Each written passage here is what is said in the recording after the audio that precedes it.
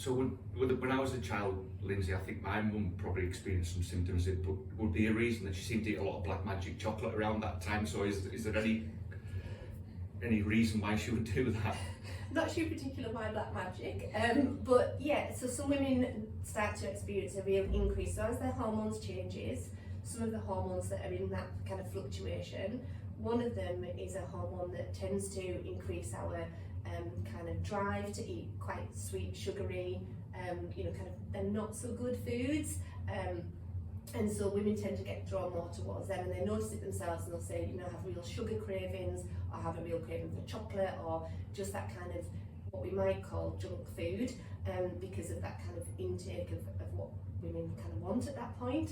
And so sometimes women can increase like that real sweet tooth, and it's just about those hormone changes. A bit like sometimes women will experience just before their period that they get really like hungry for sugar, and it's a really similar process that's going on around the perimenopause and menopause.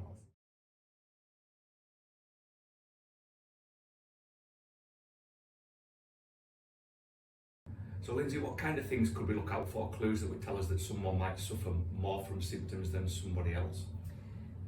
I think, like I said, it's really difficult to know that because it is such a unique experience. However, there is some small things that can sometimes mean that somebody might be more vulnerable to experiencing more intense menopausal symptoms. But again, that's not to say that that's a done deal, but it can be an indicator. So things like perhaps what was your mum's experience of menopause?